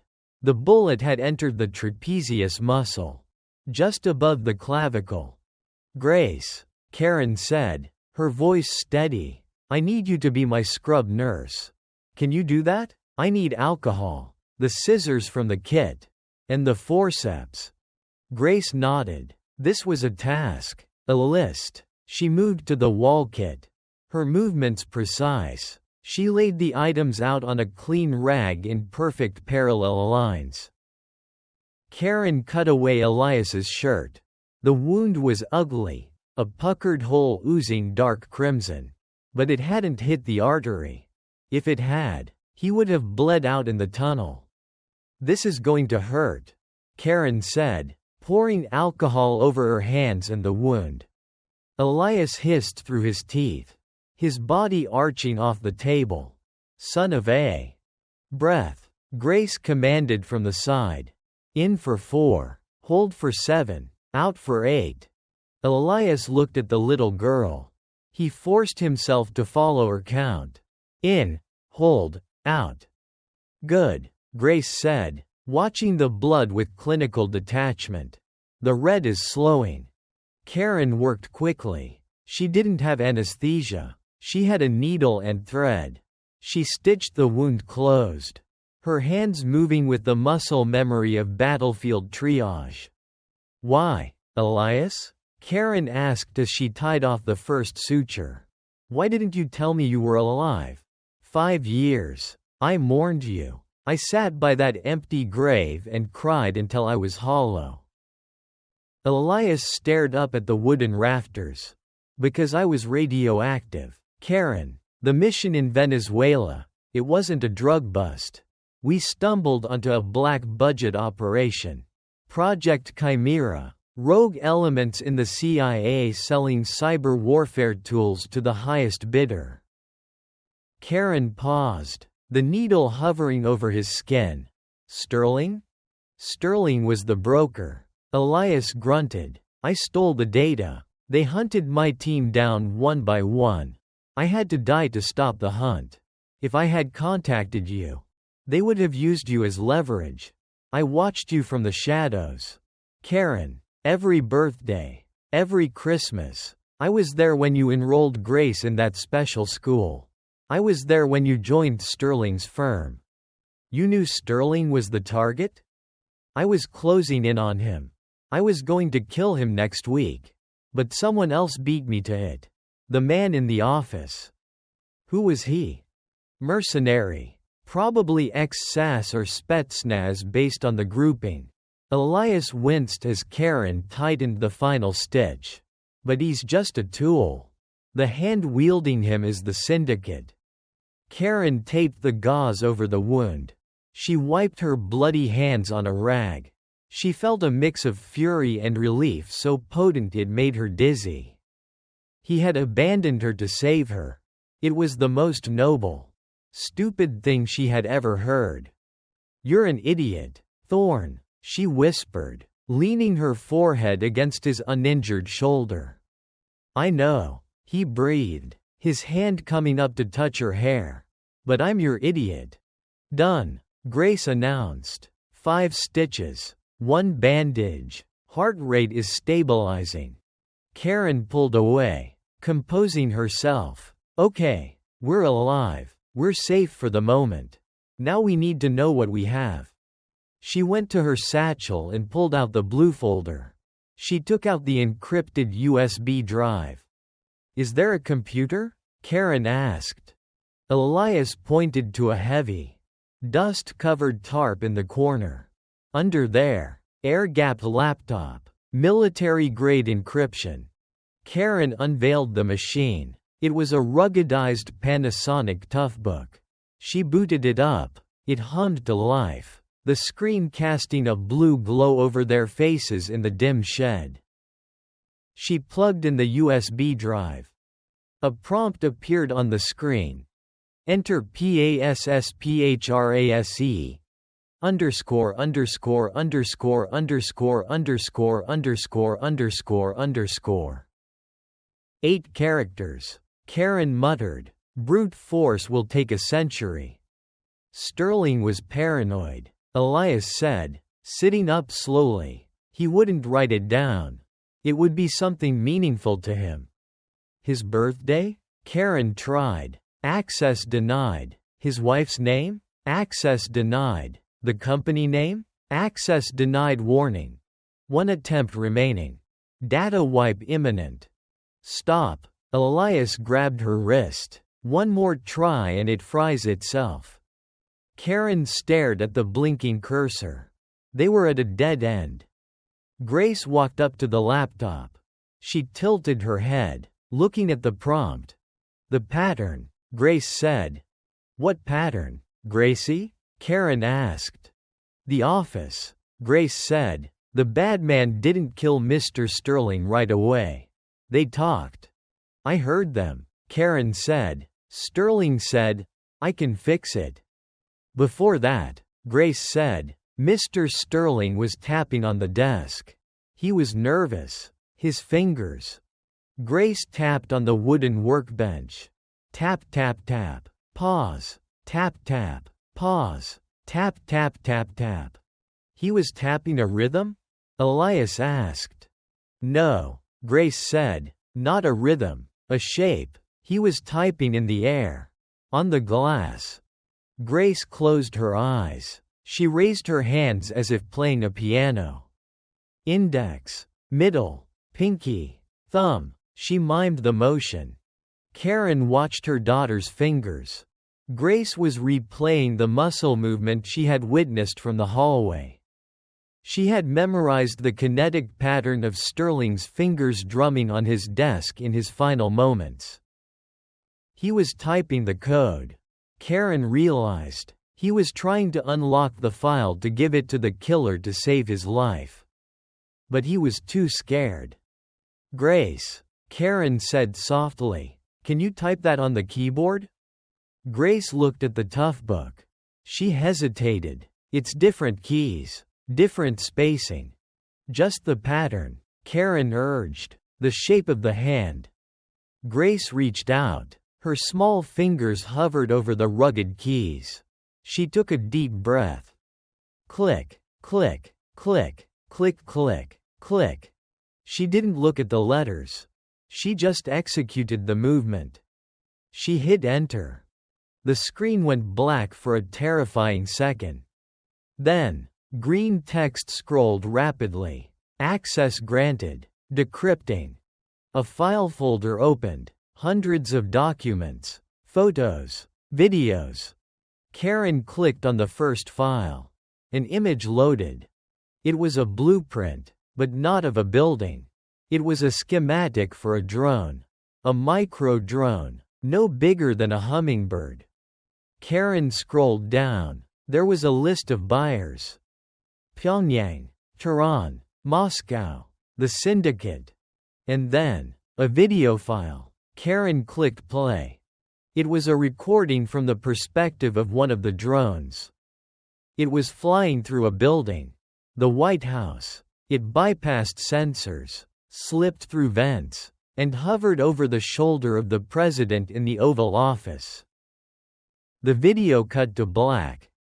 Karen felt the blood drain from her face. It's not just surveillance, Elias whispered, leaning over her shoulder. Look at the payload specs. Karen looked at the technical data. Payload. 5 mg ricin, anthrax, nerve agent. They're assassination drones, Karen said, her voice trembling. Untraceable, unstoppable. And Sterling was selling the prototypes to everyone. If this gets out, Elias started. It's not about getting out, Karen said, her eyes locking onto a specific file date. Look at the delivery schedule. Shipment 1, Chicago. Status. In transit. Deadline. 0600 hours tomorrow. Karen looked at her watch. It was 2 a.m. They aren't just selling them, Karen said, they're demonstrating them. Tomorrow morning. Where? Elias asked. Karen opened the file labeled Target. A map of Chicago appeared. A red crosshair was superimposed over a location downtown. Location. Millennium Park. Event. The Peace Summit. Target. All attendees. The Peace Summit. Karen gasped. The Vice President is there. The British Prime Minister. The UN delegates. It's a massacre, Elias said, grabbing his weapon. They're going to wipe out the diplomatic leadership of the Western world in 4 hours. Karen looked at Grace, who was now drawing a picture of a tiny mechanical bird on a scrap of paper. They weren't just witnesses to a murder anymore. They were the only thing standing between a terrorist attack and a global war. We can't call this in, Karen said. The police. The FBI. If Sterling was compromised, who knows who else is? Just us, Elias said, checking the magazine of his gun. One cripple, one rogue agent, and a little girl. Karen stood up, her face set in stone. She reached out and took a shotgun from the wall rack in the shed. She racked the slide. Then we'd better get busy. Karen said, Grace, put your headphones on, we're going to make some noise. 3:15 a.m. The Loop, Chicago. The city was a canyon of steel and glass, sleeping fitfully under a blanket of pre-dawn mist. But Millennium Park was awake. It was a hive of activity, bathed in floodlights, preparing for the global elite who would arrive with the sunrise. A white catering van, emblazoned with the logo, Windy City Gourmets, rolled slowly down Michigan Avenue. Behind the wheel was Karen Donovan. She had traded her trench coat for a stolen catering uniform, a white chef's coat that was 2 sizes too big and a black baseball cap pulled low. Her face was scrubbed clean of blood. Her hair pulled back into a severe, professional bun. She looked tired, stressed, and completely invisible. Just another worker ant in the service industry. In the back of the van, amidst trays of stale pastries and urns of coffee, sat Elias Thorne and Grace. Checkpoint in 200 yards. Karen said into the tiny Bluetooth earpiece she had paired with Elias's phone. How's the package? The package is secure. Elias's voice crackled in her ear. But the package operator is asking for a status report on the jelly donuts. Karen glanced in the rearview mirror. Grace was sitting cross-legged on the floor, the military-grade Panasonic Toughbook glowing on her lap. She was wearing her pink headphones. Connected to the laptop, she wasn't looking at donuts. She was looking at the security schematics of the park, which the laptop had decrypted from the blue folder. Grace, Karen said softly, eyes on the screen. Guide me in. The grid is red, Grace said, her voice flat and focused. Barriers at Monroe and Columbus. Secret Service hard points. Dogs. Metal detectors. The pattern is tight. Find the gap. Gracie, Elias whispered. Every pattern has a flaw. Gate 4, Grace said instantly. Service entrance. The shift change. The pattern resets every 45 minutes. There is a gap of 120 seconds where the dogs are rotated. 120 seconds. Karen muttered. Tight. She pulled the van up to the concrete barricades at Gate 4. A heavily armed tactical officer in SWAT gear stepped out. Hand raised. A German shepherd strained at his leash nearby. Karen rolled down the window. She didn't wait for him to speak. She launched the offensive. Don't tell me I'm not on the list. Karen snapped, channeling the energy of every overworked, underpaid kitchen manager she had ever met. I have 300 croissants that are going to be rocks if I don't get them to the VIP tent in 10 minutes. If the vice president wants hard bread, I'll tell him, officer. She glanced at his name tag. Officer Kowalski said it was protocol. The officer blinked. He was expecting fear. Or nervousness. He wasn't expecting an angry caterer. Ma'am, I need ID and manifest. Karen shoved a clipboard at him. It was a fake manifest Elias had forged in the shed using a label maker and an old receipt. ID is in the back. Karen lied. My badge fell in the glazing mixer. Do you want to fish it out? It's sticky. The officer grimaced. He looked at the dog. The handler was walking the dog away toward the water station. The shift change. Grace, count it down. Karen whispered, barely moving her lips. 60 seconds. Grace's voice sang in her ear. The officer scanned the back of the van with his flashlight. The beam swept over the coffee urns. It swept over a pile of tablecloths in the corner. Under those tablecloths, Elias Thorne lay curled in the fetal position, gripping his suppressed pistol, sweat stinging his eyes. Grace was hidden behind a stack of milk crates, holding her breath. "Clear," the officer grunted, handing the clipboard back. "Move it. VIP tent is North Promenade."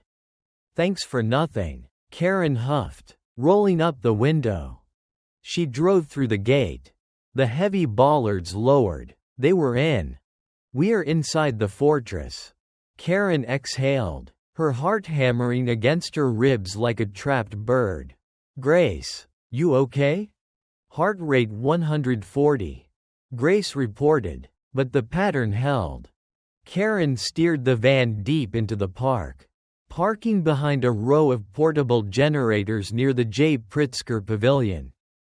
The massive, stainless steel ribbons of the bandshell loomed overhead like a metallic alien skeleton.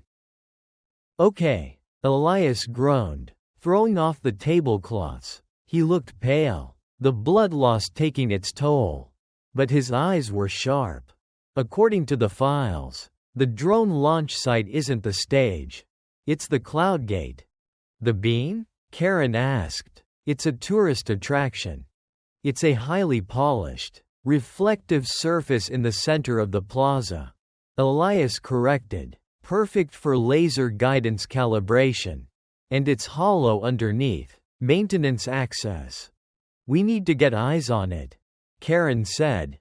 "I can't walk," Elias admitted, checking his bandage. "I'll hold the van. I'll cover the rear. You take the point. Grace stays here on comms."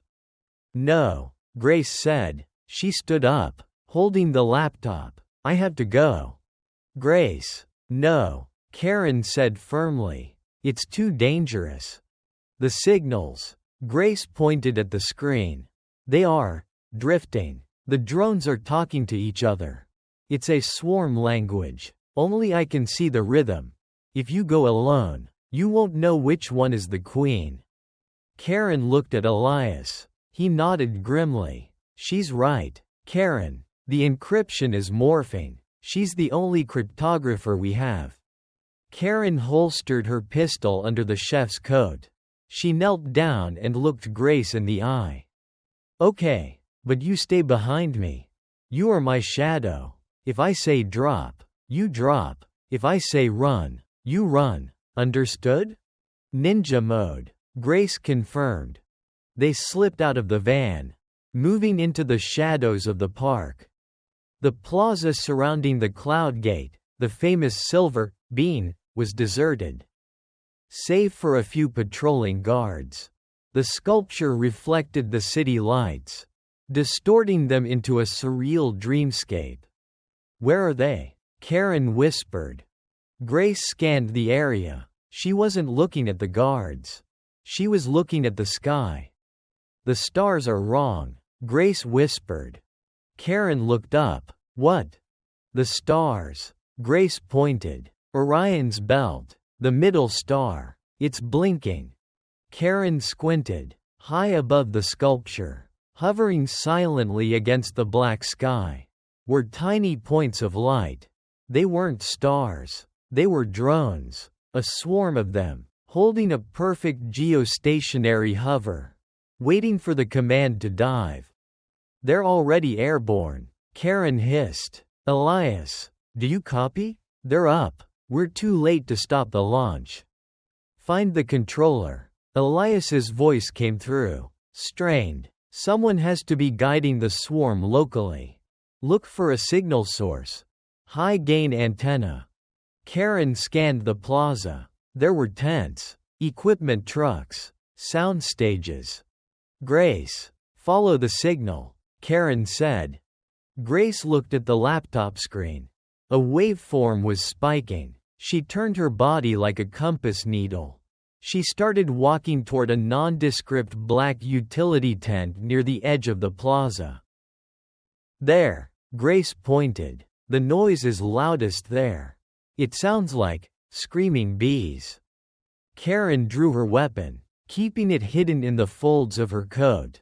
They approached the tent. 2 men in black suits stood outside, smoking cigarettes. Not Secret Service. Their posture was different. Relaxed arrogance. Mercs. Karen identified. She couldn't shoot them. Too much noise. The Secret Service would swarm them in seconds. Distraction. Karen muttered. She looked around. A rack of stage lights stood nearby on a wheeled dolly. Grace. Karen whispered. Go behind that planter. Cover your ears. Karen moved to the lighting rig. She unhooked the safety brake. The heavy rack of steel and glass began to roll on the gentle incline of the pavement. It gathered speed. It slammed into a stack of metal folding chairs. Crash. The 2 guards spun around, hands going to their jackets. They moved toward the noise. Karen moved. She slipped behind them, slicing through the canvas wall of the tent with a knife. She pulled Grace through the opening. Inside, it was a mobile command center. Banks of monitors lined one wall. In the center sat a man in a swivel chair. He wasn't a soldier. He was a technician, a young guy, maybe 25, wearing a hoodie and drinking an energy drink. He was typing furiously.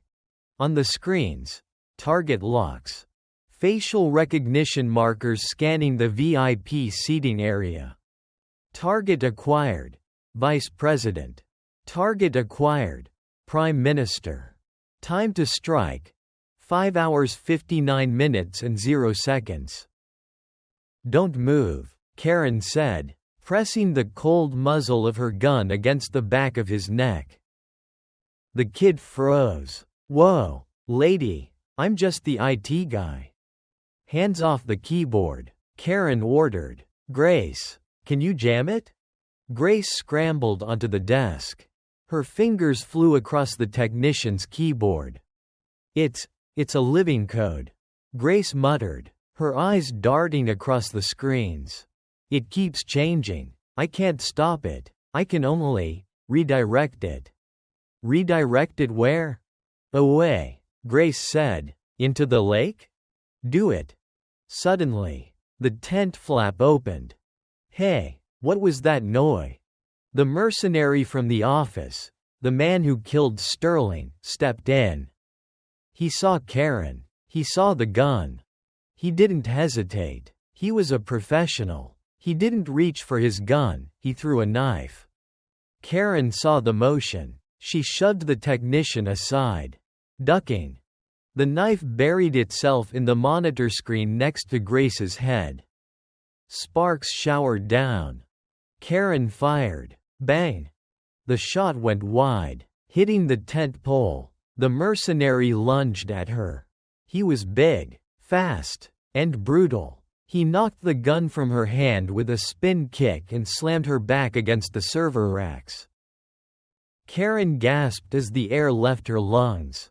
She blocked a punch, countered with an elbow to his jaw, but it was like hitting a brick wall. He grabbed her by the throat, lifting her off the ground. You are a persistent cockroach, Mrs. Donovan, he growled, his accent thick and Russian. I should have finished you in the garage. Karen clawed at his hands, her vision swimming. Grace screamed, Mommy. The mercenary laughed. Watch your mother die, little girl, then you join her. Crash. The front of the tent imploded. A white catering van smashed through the canvas. Grill first, pinning the mercenary against the server rack. The engine roared. The tires smoked. Elias Thorne sat in the driver's seat, his face pale as death, blood soaking through his bandages. He had driven the van one-handed, straight into the tent. Delivery, Elias yelled, coughing blood. The mercenary screamed, His legs crushed between the bumper and the heavy electronics. He slumped forward, unconscious or dead. Karen dropped to the floor, gasping for air. Elias. She scrambled to the driver's side. Elias slumped over the steering wheel.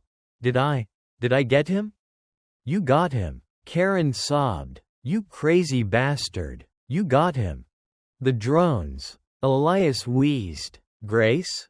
Karen looked at the console. The technician had fled in the chaos.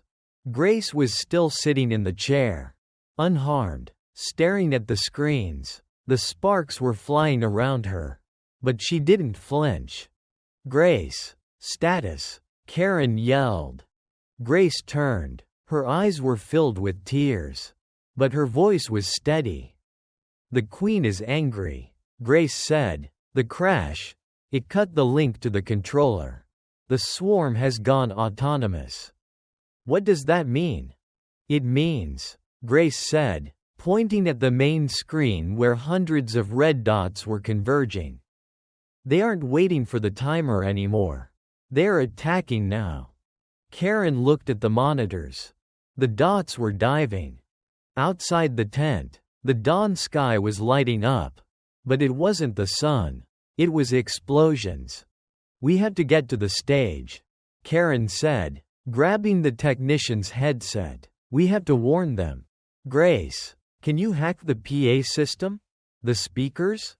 I can try, Grace said, but I need a pattern. A sound to override the command frequency.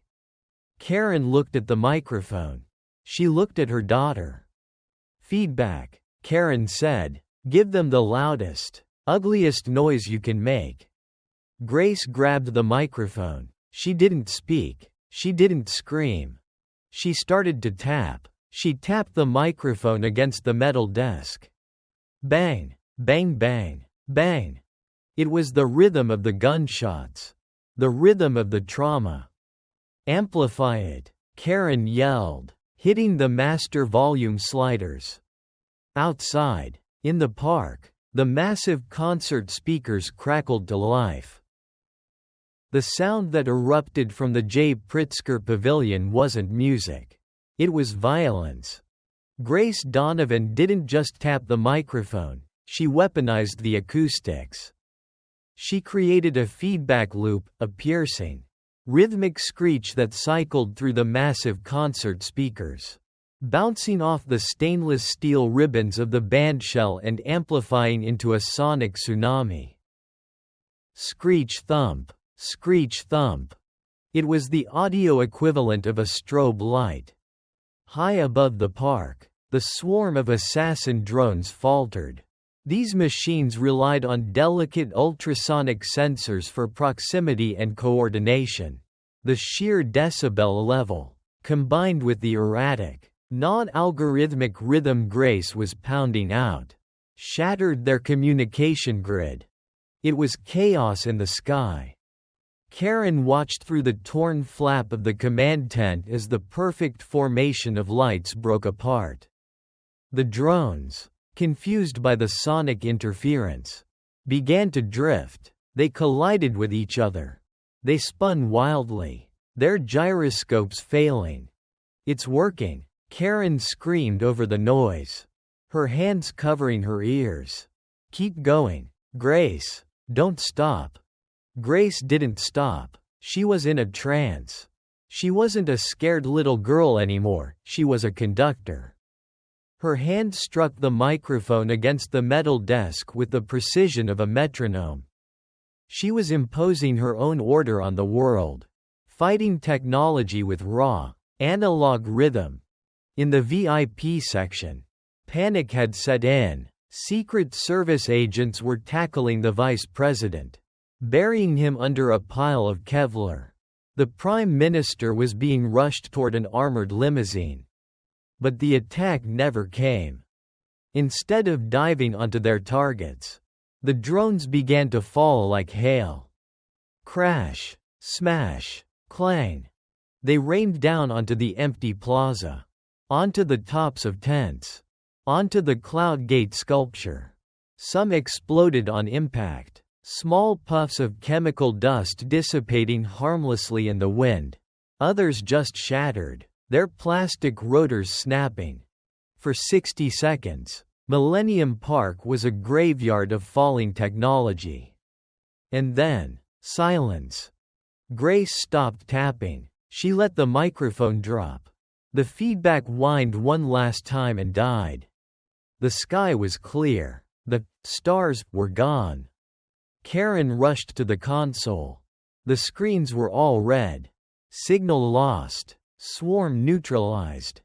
You did it, Karen breathed, pulling Grace into a fierce hug. You saved them. You saved everyone. Grace didn't smile. She just rested her head on Karen's shoulder. Exhausted. Too loud. She whispered. I know, baby.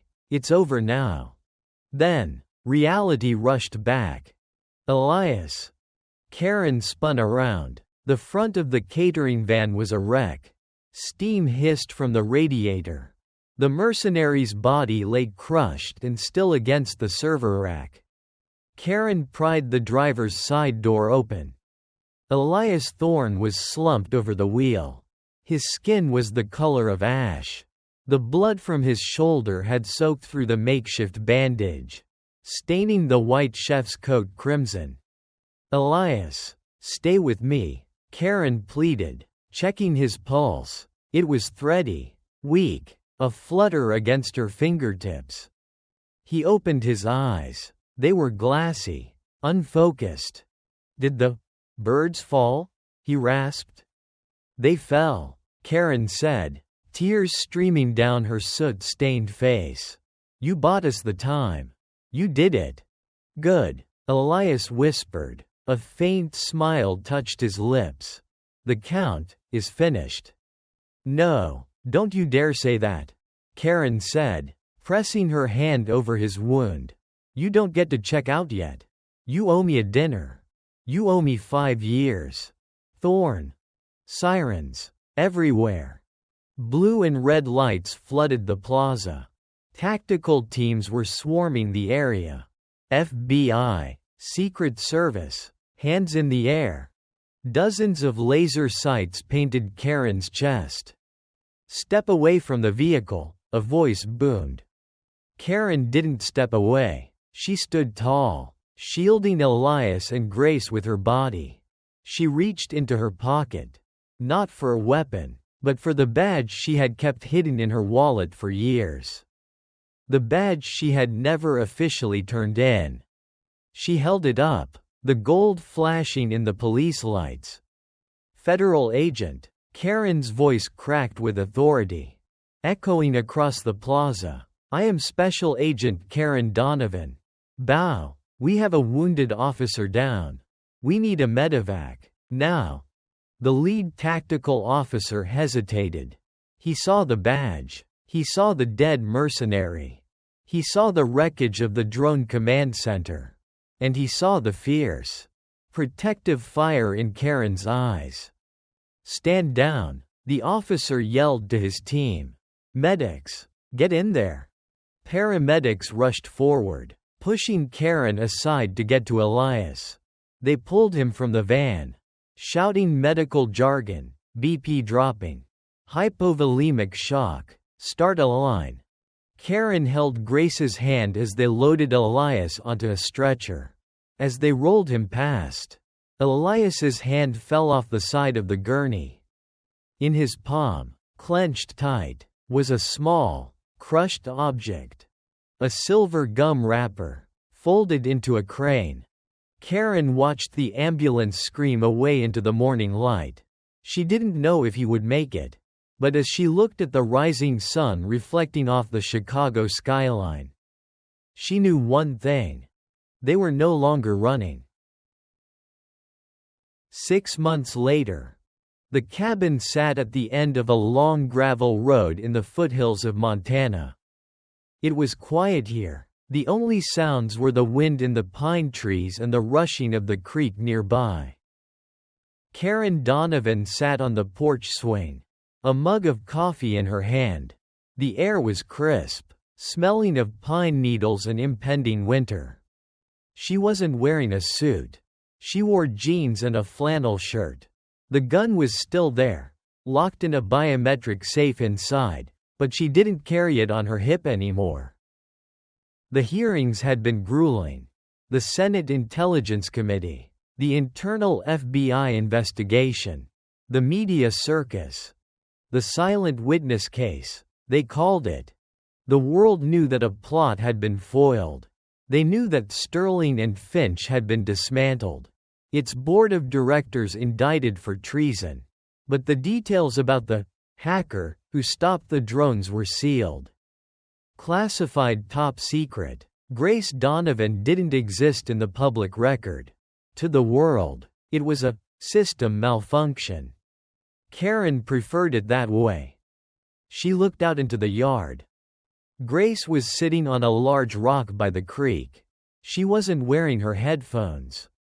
Over the last few months, the therapy had changed. Instead of blocking out the world, they were teaching Grace to filter it, to find the music in the noise. Grace was holding a sketchpad. She was drawing the mountains. The screen door creaked open. A man stepped out. He walked with a cane, favoring his left leg, and his right arm was still in a sling, recovering from extensive nerve damage repair. The scar on his face had faded to a thin white line. Elias Thorne. He sat down next to Karen on the swing. He didn't say anything for a long time. He just watched Grace. "She's drawing clouds today," Elias said softly. "No," Karen corrected him, smiling. "She's drawing the wind. She says the wind has a pattern if you look at the trees." Elias chuckled. "Of course she does." He reached into his pocket and pulled out a small piece of silver foil. His movements were slower now. His hands stiff, but he began to fold. "You know," Karen said, watching his hands, "the bureau offered me my old job back. Assistant director, corner office." "And?" Elias asked, creasing a wing. "I told them I was retired." Karen said, "I have a more important assignment." "Oh, what's that?" "Protecting the asset." Karen nodded toward Grace. "And keeping an old, broken-down ghost out of trouble." Elias smiled, placing the finished origami crane on the railing of the porch. It sat there, perfect and silver against the weathered wood. "I think the ghost is retired too," Elias said. He found what he was looking for. "And what was that?" Elias looked at Karen, his blue eyes warm and alive. "A place to land." Down by the creek, Grace looked up. She saw her mother and Elias sitting on the porch. She saw the silver bird. She stood up and waved. It wasn't a frantic wave. It was slow, rhythmic. Left to right, left to right. Grace spoke to the wind, her voice clear and strong, though only the mountains could hear her. "The pattern is complete," Grace said. "No broken lines, just a circle." She picked up her pencil and turned back to her drawing. She didn't draw a barrier this time. She drew 3 stick figures, holding hands, standing under a giant, protective sun. The silent witness was silent no more. She had found her voice. And in doing so, she had rewritten the story. Karen took a sip of her coffee, leaned her head on Elias's shoulder, and listened to the most beautiful sound in the world. The sound of absolutely nothing happening.